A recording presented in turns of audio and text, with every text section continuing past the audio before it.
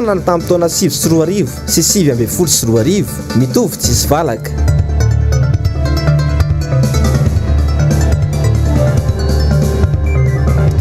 Ady Ampesta mila entitra ny fanjakana.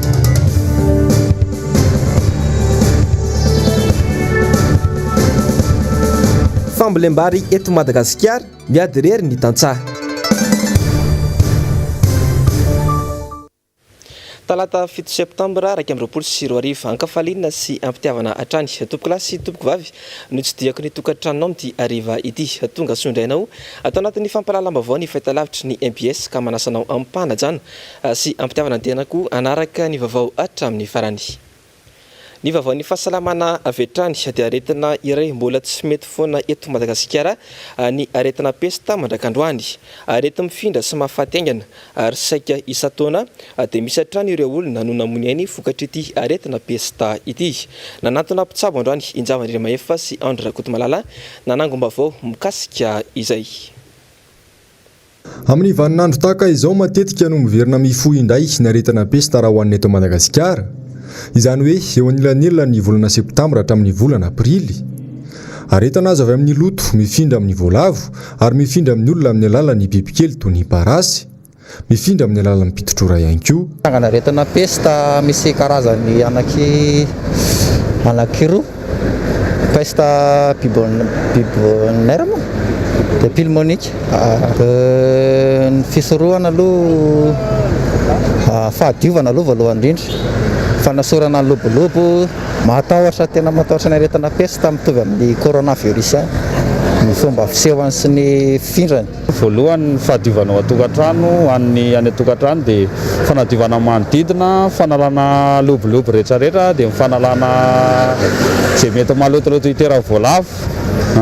Famadihana aloha raha ho anao manokana le izy any ambanivohitra tsy dia hitako loatra raha tsy hoe misy faty voampesta ohatra dia vetivety kely dia sokafana le fasana amin'le famadihana dia izay ny hitako hoe fihany hoe mety hoe lasa mifindra vetivety le aretina satria mbola tsy maty le microbe an'le pesta ao anatin'le fasana. Aretina tena mampatahotra izy io satria tena arety mandringana izy raha amin'izao vaninandro iainantsika izao. Misy eo amin'ny endrondro moa ny fisehon'ny aretina pesta amin'ny vatan'olombelona dia ny pesta tody-tarimo, pesta bubonique na ny pesta areti-tratra, pesta pulmonaire.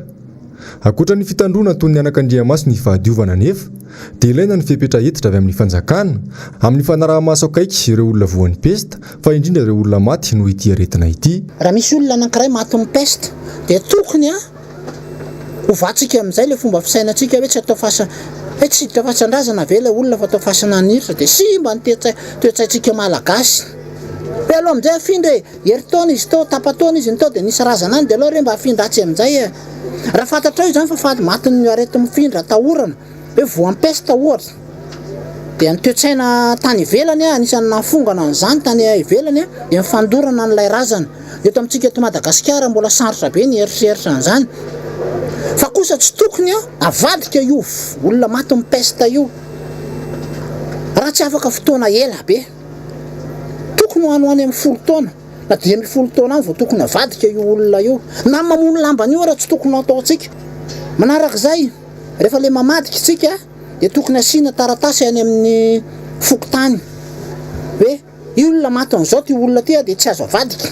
Angam-pamindra ny pesta ary mahafaty sy manepotra faran'izay aingana raha tsy voatsabo. Raha ny nambarany mpitsabo aza dia mamono aingana noho ny valana aretina Covid-19 ny pesta. Ny pesta dia tena mamono ao anatin'ny fotoana vitsikely raha voatara amin'ny fitsaboana anazy. Mahasamy hafa anazy ireo fotsiny dia ny pesta aretina azo avy amina bakteria Yersinia pestis. Ny Covid-19 dia aretina azo avy amina coronavirus. Ireo zany dia aretina mifanipaka ohatran'ilay ny ray gasoil dia ny ray essence. Fa izao tsy misangy aminao ireo, tsy azonao tsy niavony ireo. Azo tsaboana tsara kosa nefa ny aretina pesta ho eritrany ny mpitsabo. Tsy azo atao ny manao dokotera-tena. Distrika 420 mofo no mbola ahitana trangana pesta isa-taona eto Madagasikara ary vao tamin'ny herinandro lasa teo no nahitana izay tranga izay tao amin'ny komina Miandrandra, distrika ny Arivomamo ka olona 5 no fantatra fa namono ainy tamin'izany. eo amin'izay vaovaon'ny fahasalamana izay hatrany dia miakatra ny tandreo olona voan'ny tazomoka any amin'ny distrika Maroantsetra iny amin'izao fotoana izao. Tafiakatra 5,000 ireo marary tamin'ity taona ity raha 4,000 izany tamin'ny taondasa. Voakasiky ny aretina ongobe sy ny pongabe ireo fokontany 420 ary nisy ireo namoniainy. Mariana moa fa ireo aretina ireo dia mifandraika amin'ny tazomahery izany. Ofisoroana ny aretina tazomoka dia isy ny fizarana lay misy domoka 3 tapitrisa any antoerana ka ola rampamehana amin'izany ireo vehivavy mitondra voka sy ny ankizy madinika. Ny pejy fambolena kosa indray dia saika mitovy avokoa ny olana rehefa mety ho tantsaha eto Madagasikara. Dia tsy misy ny fampinirano ny masomboly sy ny zezika. Isa misedra izany olana izany zao ireto mpamboly etsy Ambotsi Manjaka ireto. Jessica Miray sy Mateo Prince. Raha dradradradraina hatramin'izay hoe ny 5 isanjaton'ny Malagasy dia tantsaha, tsy mbola mahavelo tena nefa isika hatramin'izao. Mbola manafatra ny ivelany hatrany isan-taona.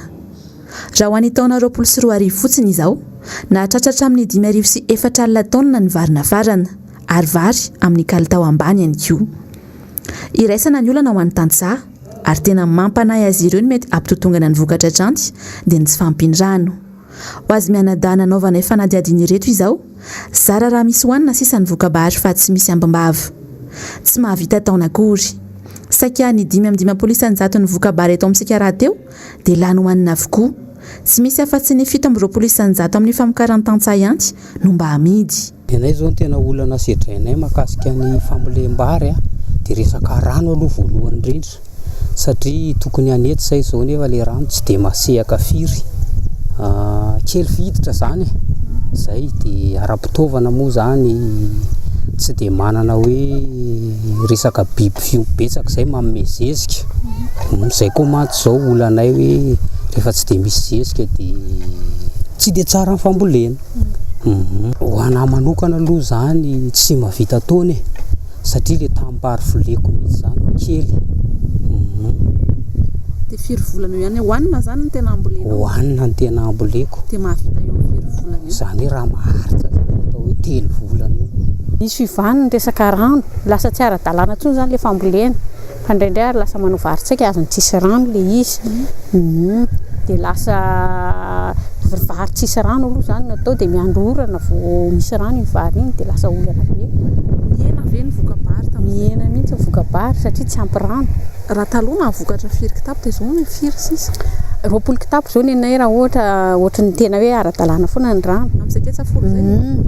Zao nefa ny indraindray 9 kitapo 10 arany. Akoatra ny rano dia inona koa ny tena olana sa zay ny tena mampitahy zay olana voalohany indrindra dia ny tsy hitako izay olana moa fa le masomboly eo amin'ile masomboly koa olana satria indraindray le vary miakatra dia vary tsy ara-dalàna miakatra eo dia lasa ohatran'ny hoe manakofa dia avy eo anao tsy mahita masomboly. Dia raha izay famokaranareo amina ketsa folo zay ve misy amidy sa hoe to dia hoanina fotsiny? Hoanina ka, hoanina le izy fa tsy amidy. Mbola manamafy sy ny amin'ny hoaviny azy ireto tantsaha ireto satria dia miamy isan-taona ny tondraky ny rano. Raha efa niany izany tao anatiny 4 taona teo izay. Tsy mbola nisy vahaolana mahomby hatramin'izao fa saika miady irery ny tantsaha. Tsara ny mampafantatra ary fa ny fandanitsika vary isan-taona dia miankina amin'ny faritra sy toerana misy atsika. Raha ety andrenivohitra manodidina ny 20 kilao isan'olona isan-taona ny fandaniana. 30 kilao isan'olona isan-taona kosa ny any ambanivohitra. Eo amin'ny vaovaon'ny trangam-piarahamonina kosa indray ary dia omaly nisy tifitra kalaka teo Ambatobe ilay mpanakanto malaza Mr Zaida. Tsy mbola voafaritra hatreto Ravalifaty na asana tsy fandriam-pahalemana nazo azy fa dia ao anatin'ny famotorana ankehitriny ny polisy eo anivon'ny boriboritany Vaovao. Fanatetiana. Nisy tifitra omaly ny mpanakanto Zaida. Sofa tsy voa aloha izy ka afaka nanavitra ny ainy. No amarin'ny polisy avy eny an-toerana izay misahana ny raharaha fa nisy tokoa ny fikasana moa ity mpanakanto iray ity teny Ambatobe. Ny revitra ny basy ary fantatra fa Kalaknikov no nitifirandreo olon-dratsy azy. Mandeha ny fanadihadianany amin'izay mety ho nahavandoza sy ny anton'izany fikasana ifofony aina izany. taorian'ny voan'ny tranga tamin'ny Facebook anefa dia nisy nanambara fa aferamahamay io mahavoaroroy an'ity mpanakanto ity io. Fikasana mon'olona ary fikasana hitazona olona ankeriny na ny atao hoe séquestration. Tsy fantatra hatreto hoe iza ilay ministra voakasika amin'ity raharaha ity. Tsy fantatra koa raha valifaty fa dia andrasana ny valin'ny fanady adina. Ny hariva teo kosa anefa dia nisy namany Mese Saïd nanambara fa tsy nisy izany fikasana amin'olona ity mpanakanto ity izany fa tsy ao nininana ely anakorontanana ny sain'ny mpakafy fotsiny ihany izany. Marihina fa ity mpanakanto ity dia ampikambana eo anivon'ny kabinetra ny ministry ny kolontsaina sy ny serasera ka tsy ara misy ifandraisana ity farany ity raharaha ity. Ny nahavariana aloha dia ny polisy noitiema dia nanambara fa nisy ny tifitra natao tamin'ny mpanakanto. Ny namany indray dia nilaza fa fanokorontanana fotsiny ihany izany. Andrasana araka izany izay ho ton'ny raharaha.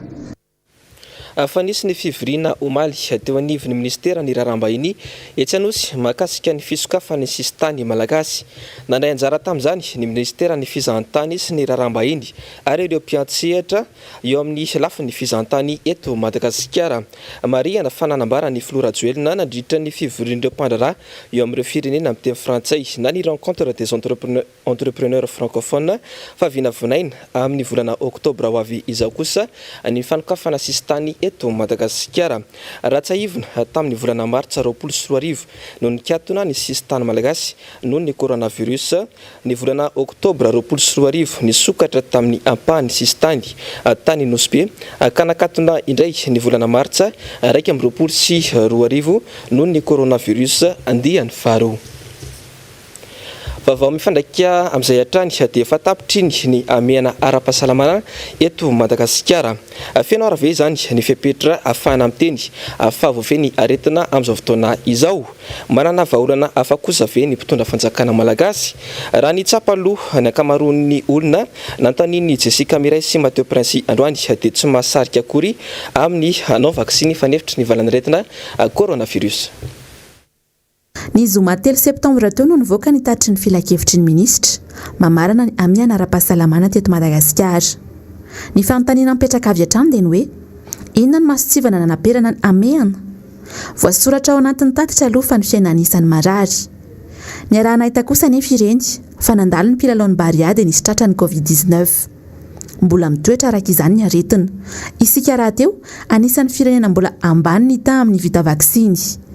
Ny fanentanana raha teo tsy ampy any ka maro azy ny tsy mora lesy lahatra anao vaksiny. Zay avy any ambanivohitra ohatran'ny tsy dia liana loatra amin'ilay zay tsy mahafantatra mahakasika ilay izy koa dia mahakasika fa zay tsy dia liana loatra amin'ilay vaksiny. Zay presque mitokatoko ambanivohitra zany tsy dia mifanerasera betsaka amin'ny vahoaka dia sendra miakatra amin'ny vilona teo ohatran'izao fotsiny. Atao aloha ilay izy a na nitondra ny tiarana manahirana iny zany atahoana fa dia tena koa dia asma dia boka asma tika dia tsy maintsy raha azo tenenina hoe tara ihany ara vonanao nefa na izany ara nisy natsara azy satria injection ra ihany eo indray aloha dia ohatran'ny mbola manahirana io fa hitako azy tsy ampy a tena tsy ampy fa dia mba afaka manao aloha tsika faliana aloha dia alao atao fa malala ny apitsy ny hafa patito tena marina raha mety fantatra ny Covid. Dia raha aminao zany tsy ampy ny fanentanana hoe anaovana vaksiny eto Madagasikara satria na ianao raha tsy mahafantatra an'ilay izy. Tsy haiko aloha fa nena ohatran'ny tsy dia matahotra an'ilay corona zany surtout gasy zany dia avy any ambanivohitra dia io ihany dia efa maharo misaotra betsaka dia miasa sena amin'ilay izy zany tena maro misaotra betsaka ohatra izay fa tamatavitra io fa niasa tao tamatavitra fa tsy maninona zany tandreny anina be tonga gasy foana ny ano any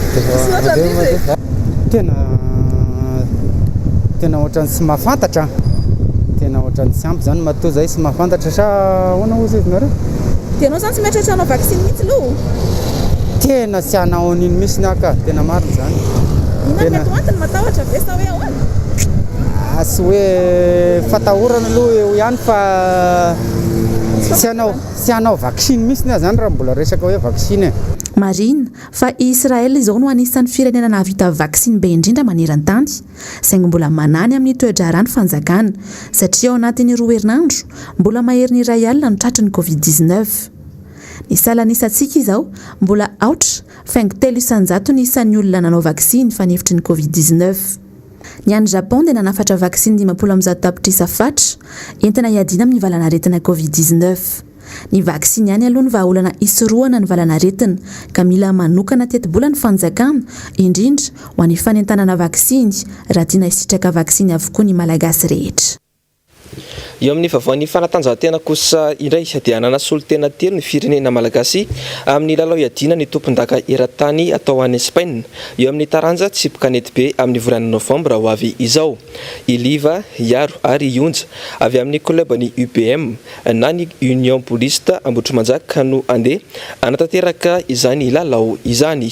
Izy ireo raha teo no nandrobaka ny anaram-boninahitra rehefa nandavo any avitra Ihaja ary Denis avy amin'ny klubany Union Paulista Analamanga tamin'ny 17 teo amin'ny lalao famaranana izay ntotosaina ny farany herinandro lasa teo tetsy amin'ny bolodrome imeritsy atosika izany nandritra ny lalao fiadiana tompon-daka Madagasikara ho an'ny taranja tsipi-kanety be. Eo amin'izay vavaon'ny fanatanjahantena izay hatrany dia amin'ny alahady 12 ny volana Septambra izao no hiakatra kianja amin'ny lalao iadiana tompon-dakan'ny Afrika ao amin'ny taranja baolina kitra ny klub CFFA avy any Andorano fotsy ekipa malagasy tokana andray anjara amin'izany lalao izany. Eo amin'ny Kabwe Warriors FC avy aty Zimbabwe etsy amin'ny kianjany Barema Masina moa ety ekipa malagasy isolo tena any Madagasikara amin'ity fiadiana tompon-daka Confédération Africaine ity. Eo izay vavaon'ny fanatanjahantena izay hatrany aderesy tamin'ny telonoro kosa ny Bareny Madagasikara raha ny fanandrina tamin'ny ekipa pireneny Tanzaniana tany Dar es Salaam androany hariva. Niezaka nanenjika ny isatramo ny Barea saingy ny sedra faresena indray. Eo amin'ny vavao maresaka iraisam-pirenena indray ary dia mbola mitoy ny ady amin'ny valanaretina coronavirus indrindra fany amin'ireo firenena tena nahitana trangana betsaka valanaretina tamin'ity Covid-19 ity. Anisan'izany ny Japon ity farany izay nanapa-kevitra ny anafatra vaksina tapitrisa maro amin'ny Novavax iarovana ireo mponina ao aminy. Mialy rarinombana sy manora Andre Malala. Azo vaksiny 50 tapitrisa fatra avy amin'ny Amerikana Novavax fantatra amin'ny anarana ofisialy hoe NVX CO2373 i Japon rehefa nahazo fangatavana ny ampiasa ity vokatra ity hoy ny nambaran'ny Nippon Takeda vondrona mpanamboatra fanafody any Japon androany. Izy ireo no fantatra fa isahana ny famokarana sy ny fizarana io vaksiny fanefitry ny Covid-19 io ao amin'ity firenena ity. Raha tsy ahivina dia efa tamin'ny volana Aogositra 2024 i Takeda no nahazo alalana avy amin'ny Novavax hambolavola, hamokatra ary hivarotra ny vaksiny izy ireo izay ho atao andrana ao a Japon. Ity vondrona ity izay efa eo andalam-panomanana sahady ny fikarakarana rehetra ahafahana manaparitaka sy mizara io vaksiny io any an-toerana manomboka amin'ny fiandohan'ny taona 2022. Araka ny loharanom-baovao hatrany dia nilaza ny biotech Amerikana Novavax ny volana Jona lasa teo fa mahomby ary miaro amin'ny valanaretina Covid-19 hatramin'ny 700 mahery ka tafiditra ao anatin'izany fanoherana ireo karazana variant ity vaksiny ity.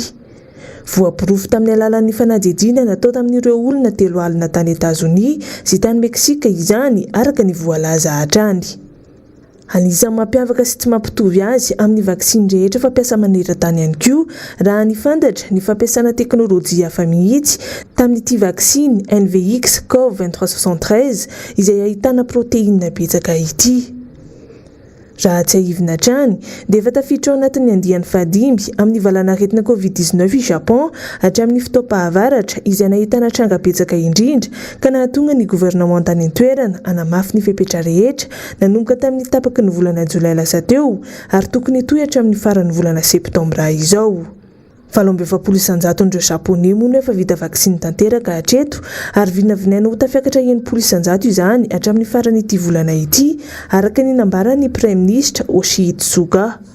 Tamin'ny fiandohan'ny volana Aogositra lasa teo moa dia nanambarany hividy dia ny meloa 200 tapitrisa fatra amin'ity vaksiny Novavax ity ihany koa ny voamera Europeana.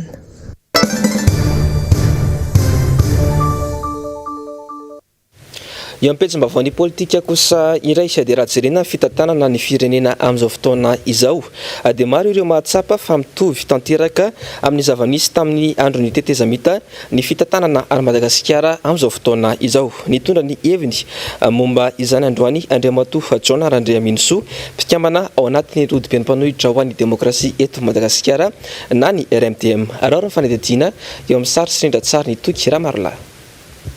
Mitovy tanteraka ny fomba fitantanana any Madagasikara raha ampitahina tamin'ny taona 2024 sy ny amin'izao fotoana izao. Mahita tokoa fa ny fitondrana tamin'ny tetezamita ihany no miverina. Eo ny fomba fitantanana ny tiako lazaina. Tamin'ny tetezamita ao ka hazava fa tsy nahazo famatsim-bola antsika avy any ivelany. Dia ny vola izay nahodinkodina ihany nentina nampihodina ny raha teto. Ohatra ataontsika hoe ny raha ny Wisco nisy 100 millions de dollars sy ny sisa. Dia ireny nentina nanaovana an'ilay oeraoera ary rehefa tena tao ny compte reny hôpitaly manara-penitra na ny kianja amin'ny Maki sy ny sisa dia vola tamin'ilay 100 millions de dollars daholo. Tsy lany akory io vola io fa ny ambiny tsy fantatra izany nalehany. Mitovitovy amin'izany ihany amin'izao fotoana izao. Fantatsika tsara fa mahatratra ny 600 millions de dollars mahery ihany ny vola tamin'ny Covid tamin'ny 2020. Ireo ihany koa nahodinkodina hatramin'izao satria tsy misy vola amin'ny fanjakana. Dia raha mahalala koa ohatra ny kianja amin'ny Barea ny volam-panjakana azy tao no nanaovana ny kianja hoe natao hoe ny Barea io. Fa dia vola nantenainy izay mifanarahany tamin'ny Sinoa tsy azo. Inona nefa no ambadiky an'izay tovy tamin'ny Wisco ihany ny Sinoa no mitrandraka tsisy mpanaraka ny fanaraha-maso ny ataony na fitandrahana rena kibony tany na ny sisa. Dia mitovy ihany izany ilay fomba fiasa ka izay no anamafisako fa fomba fiasa tamin'izay ihany ampahan'izay fa bedibe ny maro hatramin'izao. Toy izany ihany koa ny eo amin'ny lafin'ny fanehoan-kevitra sy ny demokrasia. Voalohany indrindra araky ny fantatra izy moa tsy mahalala an'izany ary mahatonga ny mpanohatra mangataka hoe mba sokafo ho an'ny mpanohatra ny TVM sy ny RNM. Tsy misy nefa ny hatramin'izao na mpanohatra anankiray raha tafiditra amin'ny TVM sy RNM. Kazagaga atsika fa ray mpanohatra indraindray dia miteny hoe aleo zay hidiny eny an-dalambe. Ny antony tsy hoe hanonga-panjakana fa mba ahafahany maneho ny heviny satria fehezina tsy misy demokrasia eto fa filazana fotsiny betsaka. Raha antsika mahalala ny zavatra niseho ireny na amin'ny fitsangatsangana tamin'ny karakarain'ny miara-manonja azy izay tsy midika n'inon'inona dia fa fefena. Nandeha koa ireo lehoe tamin'ny député hanao tatitra tany amin'ny faritra hafa dia manjary ny tompon'andraikitra tao amin'ny gouvernement no milaza fa nareo any amin'ny toerana izay nalany anareo no mahazo miresaka. Kanefa raha mahalala fa hoe député de Madagascar ny anarany fa mihezana zany ary nisy koa ny fikasana raha antsika mahalala hoe hatramin'izao aloha lasa aloha ilay teniko tsy nisokafana intsony ny chaîne numérique ny an'ny MBS sy ny sisa mba tsy halalan'ny any ambanivohitra sy ny manodidina eran'ny Madagasikara amin'ny vaovao tena misy eto amin'ny renivohitra sy eran'ny Madagasikara. Dia nisy ilay fikasana fa mihezana leo asiana tsy mahazo manao fanehoan-kevitra ny ainao manjery rehetra nisy izany teto. Izany dia efa midika fa fanaparana ny tsy fisian'ny demokrasia ary firosoana ny amin'ny didy jadony izany. Raha fehezina izany dia niembotra hatrany Madagasikara nanomboka ny taona 2024 taorian'ny fanokanam-panjakana sy tamin'ny taona 2012. Hatreto dia hoentin'ny Andry Rajoelina amin'ny sehosehoana ivelany sy fanodikodinana nasem-bahoaka ny raharam-pirenena amin'izao fotoana izao. Raha atao bangitokana izany dia mitondra firenena amin'ny fitantanana tsy ara-dalàna. Fa mitsoka tanteraka ankehitriny ny raharam-pirenena noho ny tsy fisian'ny tale jeneraly ny tahirim-bolam-panjakana amin'izao fotoana izao. Inona ary no antony tsy hanendrena io tale jeneraly vaovao io ny antsiprian'izay eo amin'ny sary sy rindra-tsary ny Toky Ramarolahy hatrany. Ny 12 Aogositra lasa teo dia nisorona ny tale jeneraly ny tahirim-bolam-panjakana. Efa hiditra amin'ny herinandro fahatelo isika izao kanefa dia tsy nisy ny tale jeneraly intsony ao amin'ny tahirim-bolam-panjakana. Izy io anefa no mitana andraikitra lehibe amin'ny famoaham-bola sy fampidiram-bola eto amin'ny firenena. mitsoka avokoa araka izany ny raharaha rehetra eto Madagasikara. Marina fa nisy ny noty nivoaka sy ny resaka nandeny amin'ny hoe ny resaka karama fotsiny ihany no afaka mandeha amin'izao fotoana izao ny fitantanam-bolam-panjakana. Kanefa voalohany samy menimenina ministera sy ny androm-panjakana fa na io resaka karama io aza tsy mandeha araka ny tokony ho izy amin'izao fotoana izao. Faharoa, tsy resaka karama sy fampandehanan-draharaha fotsiny ihany ny fitantanam-bolam-panjakana fa misy ny fampiasam-bola, misy ny fandoavana amin'ny vola amin'ireo prestataira isan-karazany. Teo daholo raha tokony andraikitra tsy voalohany volan'ny prestataira fa tokony hetseroa reny olona ireny maika fa amin'izao fotoana izao dia mipetraka fanontaniana fa inona ny olany ny tantara milaza amintsika fa tamin'ny tapaky ny volana aogositra rehefa voatendry ny mpikambana vaovao amin'ny gouvernementa dia anisan'ny fanapahan-kevitra voalohany raisina teo anivon'ny fanapahan-kevitra minisitra io zany hoe sosokevitra nentin'ny ministry ny fitantanam-bola vaovao. Dia raha ny fahazarantsika raha ny lojika tokony arahana efa samy mieritreritra fatapatatra efa vonimbonina any zany izay hompisolo azy satria anisan'ny sapan-draharaha tena miantoka ny ainy fampandehanan-draharaha eo amin'ny firenena anankiray io sapan-draharaha io. Manjavozavo tanteraka ihany koa ny momba n'ity raharaha ity ankehitriny tsy niomana ve ny minisitra tompon'andraikitra samy fanjakana mihitsy no tsy misy vola. Nahoana no tsy mbola nomanina kosa izay mpisolo azy kanefa tena zavatra faran'izay saripady amin'ny raharaha-panjakana io resaka tahirim-bolam-panjakana io. Telo herinandro aty aoriana mbola tsy manana vaovaotsika mikasika an'ilay izy. Sasamiandry isaka ny fotoana isian'ny filan-kevitra minisitra mpanaraka ny raharaha-pirenena amin'ny ankapobeny hoe ivoaka ny anaran'ny tali jeneraly vaovao tahirim-bolam-panjakana. Tamin'ny alarobia teo dia samy andry tsika efa tsy mivoaka dia nametraka fanontaniana inona ary ity. Avy eo nisy filan-kevitra minisitra tsy ara-potoana nandeha tampoka ny zoma dia izay nahita n'ilay en tête n'ilay tatitra dia samy andry ity kosa angamba fa efa samy taraiky kely fotsiny tsy nahatratra ny larobia mbola zavatra hafa mitao anatiny mbola amenany amin'ny fitokanana ny kianja mamasina no tao anatiny amin'ny fanafoanana ny amehana ara-pahasalamana dia samy andry tsika hoe iza ny maika kokoa fa eny samy manana mahamay azy moa amin'ilay fanatanterahana ny andraikitra fa ny azontsika lazaina dia hoe miandry indray tsika raha pitso ny tokony isy filan-kevitra minisitra manaraka asa izay zavatra hitrango ao anisan'ny efa nanitikitika ny sain'ny olona mpanara-baovaony hoe inona reny mety ho antony dia nisy fotoana izay efa niteny hoe aso dia vola ho tantanina mihitsy ny ary efa tsy misy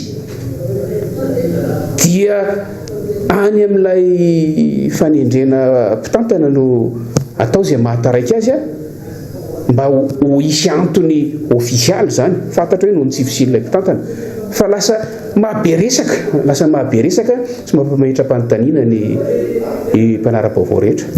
Ratsaivina dia nanesorana ny tale jeneraly ny tahirim-bolam-panjakana teo alomo ny resaka kolikoly ka ny andrandrainy maro dia nivaliany ny fanadihadiana farak'izay aingana fa tsy ho veran-javony tahaka ny raharaha promotion 7 ny raharaha écran plat sy ny maro hafa. Raha mpitsomono isindray ny filan-kevitra minisitra vaovao ka andrasana izay toy ny ity raharaha ity. Olom-panjakana sy olona akaiky ny fitondrana maromaro no hita sy mampiteradera basy sy fitaovam-piadiana eny anivon'ny tambajotra tserasera tatoato. Voarara ny lalàna nefa izany tranga izany raha ny fanazavany administrateur civil sady mpanao politika Andriamatoa Tabera Randria Manatsoa raha niresaka taminay Sitoky Ramarolahy tamin'ity andro an'ity.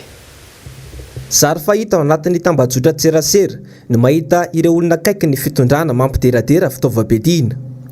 Vao omaly baritaka atao anatin'ny tambajotra tserasera ihany koa ity sary minisitra lefitra misana fampiroboroboana ny ala ity miaraka amin'ny fitaovam-piadiana ary manao fitafiana mpitandro filaminana.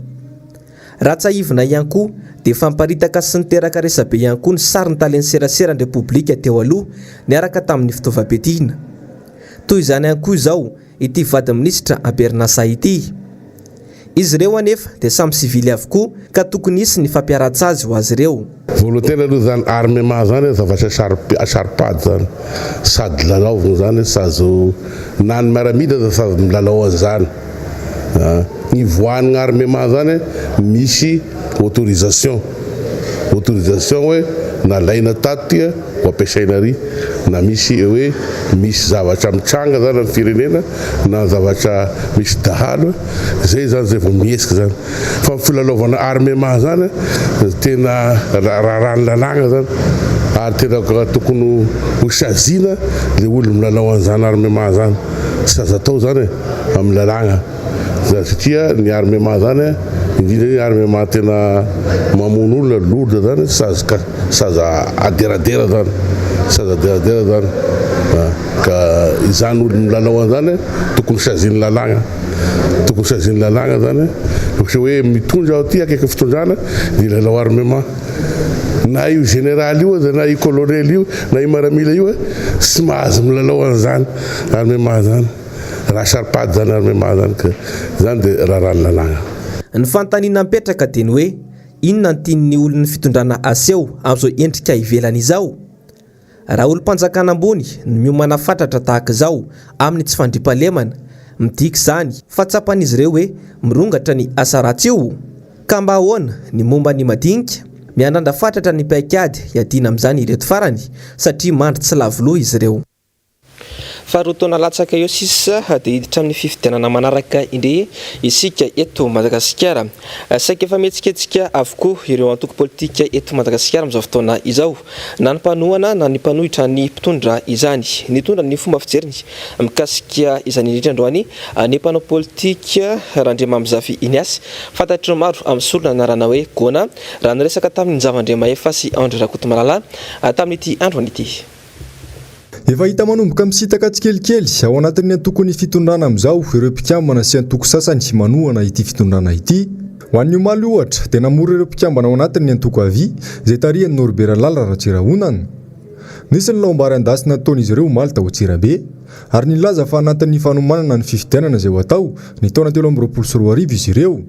Ho an'ny mpanao politika iny asa Randriama Mbs dia efa midika ho fisaraham-bazana eo amin'ny sampomba ny fitondrana izao zava-misy izao. Fa ny zavatra misy zany manomboka mivoaka daholo ny tsy ny antoko mpanona fanjakana fa ny antoko rehetra satria manoloana an'le raharam-pirenena somary misavotaka be io ao koa nefa ny filoham-pirenena misy zany tsapany rehetrarehetra hoe manomana sady ny fidanana amin'ny 2023 dia manomboka mivoaka daholo ny antoko rehetrarehetra hoe inona no ataony ohatra raha raisinareo ngeny vidy amin'lazy izy fa na izy nanana kandida na izy anomana kandida dikan'izay zany efa manomboka miala ao anatin'ilay vondrona RD zany satria ao anatin'ny RD nge izy tokony hoe misy fampidinina miaraka amin'ny RD zany zay vao afaka miteny an'izany fa matozy ny teny an'iny ary ny filohany raha teo milaza hoe tsisy conseil spécial président dia manomboka miala izy zany dikan'izay. Ny fanontaniana mipetraka dia ny hoe tsy mahatoky itson'ny filohan-kehitriny ve ireo mpiara-disy mpanohana mahafatrapo azy hatramin'izay.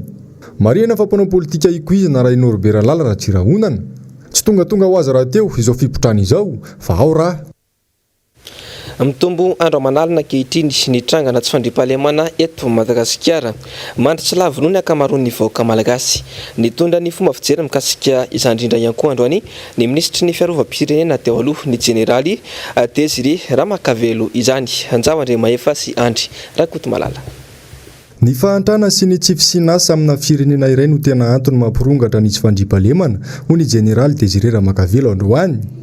Tafiditra ao anatin'izany i Madagasikara izay mbola anatin'ny atatiraka amin'ny fahantrana hoy izy. Tsy misy ny asa ka voatery mitady ny fomba rehetra hivelomana ny vahoaka. Manjaka tokoa mantsy ankehitriny ny herisetra sy ny fanafiana amin'ny tabiadina eto Madagasikara.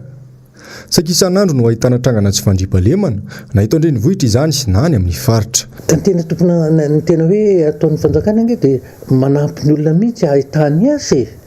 Tsy hoe fanomezana asa fa ahoana ny tokony ataony ahafahany mamelo tena. Ahoana ny tokony ataony. Asa mety misy fiofanana ve?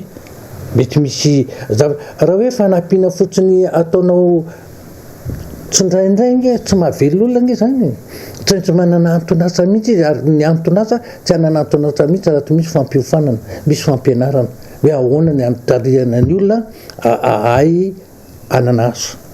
Tsy tsy maintsy miezaka mihitsy mitady hevitra anao an'izay zavatra hoe kina moa tena adidan'ny fitoram-panjakana mitady an'izany hevitra zany tsy maintsy fa io tsy vitany fotsiny amin'izao fotsiny hoe rehefa ampilaloviko ny olona mpifalifaleko ny olona dia vita marina iza moa ny olona tsy te hifaly iza moa ny olona tsy te hilalao fa rehefa ny fiainana andavanandro raha ao anatin'ny fahasahiranana dia tsy maintsy mipetraka foana tsy fanepahaveriko foana ny fahasahiranana tsy misaraka mihitsy amin'ny fisian'ny fandriam-pahalemana. Ny fisian'ny risoriso sy ny kolokolo eo amin'ny mpitandro filaminana ihany koa no tokony fongorona ho hatrany Désiré Makavelo. Enatra lehibe eto amin'ny firenena hoy izy no nahenona fa tompona andraikitra ambony iray eo anivon'ny tafika no voasambotra noho ny resaka kolikoly. Le olona ny mahatonga le izy ange le hoe fisian'ny risoriso voavinanao zao mahita amin'ny gazety hoe misy olona ambony ary amin'ny anadany ampidirina ampondra fahasatrina zany zavatra zany inge anisan'ny fanapotehana mihitsy io risoriso iny manapotika zavatra maro mihitsy ary io voakasika io daholo na misehatra eny na misehatra iny zany tsy azontsika tsy hita fotsiny zany fa misy daholo amin'ny sehatra rehetrarehetra mila fandriam-pahalemana ianao tsy maintsy miady ianao amin'ny risoriso ary zay ary rehefa miady amin'ny risoriso ianao dia mety manova ihany koa le fiarahamonina zay zavatra zay fa io tsy vitany resaka fotsiny io fa tsy maintsy misy zavatra andraikitra raisina ary tsy maintsy misy fanapahan-kevitra hoe tanterahana an'izay zavatra hoe arosonao zay. Raha fitinina izay rehetra izay dia mbola ho sarotra ho an'i Madagasikara ny ala ao anatin'izay tsy fandriam-pahalemana izay. Raha ny zava-misy mantsy dia tsy misy mihitsy ny finiavan'ny fanjakana hampiala ny vahoaka ao anatin'izao fahantrana lalala izao. Ny orinasa malagasy nampiasa olona maro aza taona akatona. Ny veriasa nandritra ny amiana ara-pahasalamana tsy lazaina intsony. Fandeho fitinina aminao atao anatin'ity fanadihadiana manaraka ity kosa ary ireo teboka lehibe ny vohitra tao anatin'ny fandarana miara-manonja tamin'ity andro an'ity andomiaratiana sy tahirina. Vosikajy ho faritra mena amin'ny asandahalo ny any amin'ny faritra Bongolavy iny. Misy eo amin'ny endriny maro zany raha ny fanazavahan'ny mponina iray avy any amin'ny faritra iny raha ny vahiny tao anatin'ny fandarana miara-manonja androany. Amin'ny andro alina no tena fanaovan'ireo olon-dratsy ny asa ratsiny ary ireo olona manana omby no tena ataon'izy ireo lasibatra ao anatin'izany tranga izy miteraka fantrana any an-toerana raha ny fanazavana. Mijaly ny vahoaka lasa miaina ao anatin'ny fantrana. Ny tena olana zany amin'ny faritra Bongolava indrindrandrindra ho an'ny Tatsaha dia ny raha vao tsisy omby izy dia tsy mandeha ny asa fivelomana. Ny omby no fiveloman'ny Tatsaha satria ny omby no entina miasa tanimbary mandragiragy tanimbary dia reny no entina manao asa fambolena voly an-tanety sy ny karazany dia raha vao sanatria zany ka ny omby ny tsisy amin'ny Tatsaha dia zéro izy. Mila mametraka paikady mahomby ny fitondram-panjakana ka hitady vahaolana aingana hisorohana sy hiadiana amin'ity tsy fandriam-pahalemana ity na izany an-tanan-dehibe na ambanivohitra hoy ny solombavam-bahoaka Emilien Ramboasalama. Dia le fahantrana lalina amin'ny vahoaka malagasy amin'izao fotoana izao no ao mahatonga ny izay zavatra zay satria tsy mananasa ile olona tsy mananasa ny vahoaka ka eo amin'ilay tsy fanananasa zay no tokony eritreritra ny mpitondra fanjakana satria ny tsy misy zany atao hoe tena fijerena hifotona ny fiainam-bahoaka zay zany ny tena problema le tsy fanananasa any ambavoatra ary tadio fa ny akabetsahan'ny olona ao any malagasy dia zay tantsazy. Makasika ny olana eny anivon'ny fokotany no mafisiny ity solombavam-bahoaka ity fa tsy misy efa tsy ny fividianana sefim-pokotany any no vahaolana ahafahana mampirindra ny asa ny fotony. Ataovy fividianana ny filoam-pokotany io fa io tsy mampandeha ny raha entiny antony dia zavatra tsotra. Le be amin'ny sefim-pokotany amin'izao fotoana izao dia tsy mba manana an'izany hoe sarotiny amin'ny asany zany fa resaka manao hoe araka ny fiteny miaramila azy dia hoe manao travail de routine fotsiny resaka mandeha ho azy resaka mahazatra io kanefa tadio tsara fa raha tena metraka ny teny hoe fitsinjam-pahefana tena izy mihitsy ianao zany fitsinjaram-pahefana tena izy dia any amin'ny fokotany io aloha miala ary ny olana amin'ny fokotany nefa amin'izao fotoana izao dia lasa inona izy teo bicéphale. Ministeran'ny atany amin'ny alalan'ny chef district sy ny préfet de police no manendry ny chef pokotany, ny commune no manendry ny secrétaire pokotany sy trésorier olona ray moa zany reo rehefa misy zavatra atao zany a tsy mifandray tsara le izy. Ankoatra ireo, isan'ireo teboka andresana tao anaty ny fandaharana miara-manonja ihany koa androany ny mahakasika an'ireo dynamisation na ny fameloma maso ny antoko-timy eny amin'ny boriboritany faefatra rampitso, teo ihany koa ny mahakasika ny tontolo ny fanatanjahantena, ny fahasalamana sy ny maro hafa. Fataka ny mahazatra dia lohahevitra maro no noresana tao anatin'ny fandarana dinika tamin'ny omaly. Ankoatra ny hetsika izay ho karakaray ny RMDM any Antsirabe ny sabotsy ho avy izao dia noresana tao anatin'ity fandarana ity ihany koa ny mahakasika ny raharaham-pirenena izay voalaza ao anatin'ireo fenkevitra 12. Mialy rary nombana sy manora Andriamalala. Tafiditra ao anatin'ireo fenkevitra 12 navoaka nandritra ny fikanando nasionaly ny atoko-panohitra tamin'ny 13 sy 14 volana jolay lasa teo ny fandravana ny lalam-panorenana sy ny fidikana ao anatin'ny Repoblika Fahadimy noho ny fandikan-dalàna mihoampampana sy miverimberina taon'ny fitondrana. Tsy mijanona ambava fotsiny ihany izany fenkevitra izany fa isy ny fanaovana dingana sy ny firosoana amin'ny asa ka ataovy indondra raha ao anatin'izany ny fihainoana ny marary ny vahoaka. Antony anaovan'ny RMDM ny fitetezam-paritra. Tsy vita amin'ny resaka vava fotsiny izay hoe fanovana lalam-panorenana izay fa misy dingana kosa tsy maintsy arahana. Tsy hanaonao foana mba tsy hanaonao foana isika. Ka noho izany izao fitetezam-paritra izao koa dia fijerena ifotony araka ny lazaiko teo hoe ina ny tena tian'ny vahoaka na tena tian'ny olona atao na sokajin'olona atao marina tanterahana eto amin'ity firenena ity.